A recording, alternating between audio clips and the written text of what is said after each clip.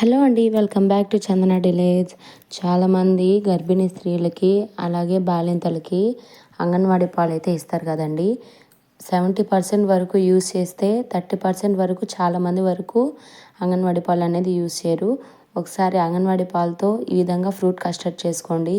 పిల్లలు కానీ పెద్దలు కానీ అలాగే గర్భిణీ స్త్రీలు వీళ్ళందరూ కూడా చాలా ఇష్టంగా తింటారు. టేస్ట్ అయితే అంత బాగుంటుందండి.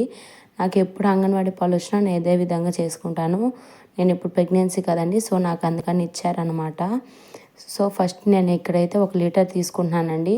కొన్ని పాలు అనేది ఒక బౌల్లోకి తీసి పెట్టుకొని పక్కన పెట్టుకోండి. మిగతావి అనేది ఒక మందంగా ఉండే ఒక దబర తీసుకొని, అంటే మామూలు పాలు కాసుకున్న దబర తీసుకొని దాంట్లో స్టవ్ మీద పెట్టేసి సిమ్లో మంచిగా కాగనివ్వండి. తర్వాత మనం ముందే బౌల్లోకి కొన్ని పచ్చిపాలు తీసుకున్నాం కదండి, ఆ పచ్చిపాలల్లో 1.5 స్పూన్ అనేది కస్టర్డ్ పౌడర్ వేసుకోండి. ఇక్కడ నేను చూపిస్తున్న విధంగా ఉండలు లేకుండా ఈ విధంగా మిక్స్ చేసుకున్నారంటే మంచిగా మిక్స్ అయిపోతుంది ఉండలు లేకుండా అనేది. సో ఈ విధంగా మిక్స్ చేసుకొని పక్కన పెట్టేసుకోండి.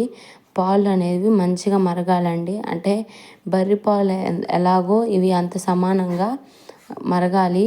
ఇవి ఇక్కడ నేను చూపిస్తున్న విధంగా మంచిగా మరగాలండి.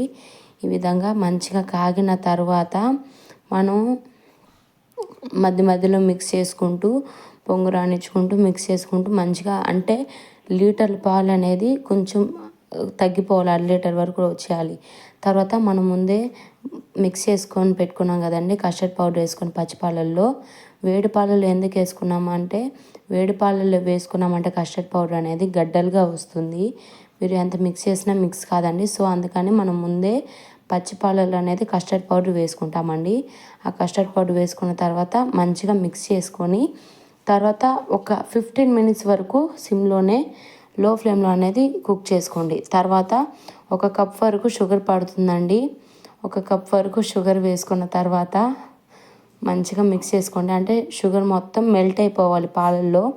మీరు ఇక్కడ గమనించినట్టయితే కస్టర్డ్ పౌడర్ వేసుకున్న తర్వాత ఒక 10 మినిట్స్కి ఇక్కడ నేను చూపిస్తున్న విధంగా కొంచెం థిక్గా అయిపోతున్నాయి పాలు అనేది.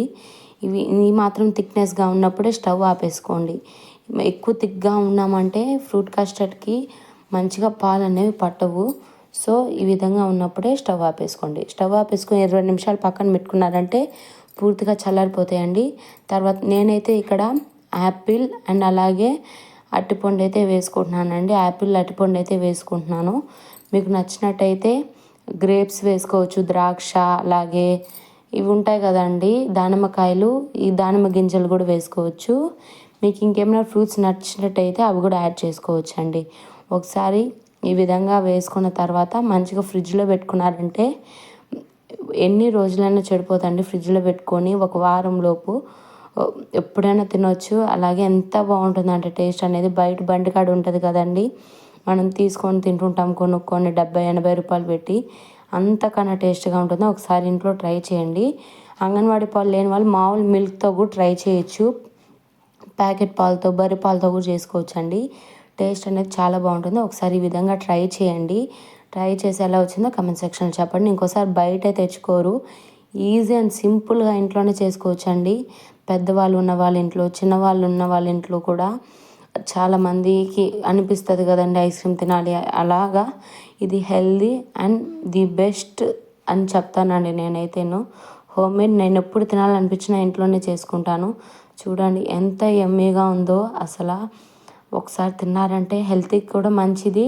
అలాగని షుగర్ ఎక్కువ వేసుకోకండి, ఎందుకంటే ఫ్రూట్స్లో అనేది షుగర్ ఉంటుంది కాబట్టి 1 కప్ అనేది షుగర్ సరిపోతుంది. Thanks for watching. అలాగే మన ఛానల్ని సబ్స్క్రైబ్ చేసుకోండి.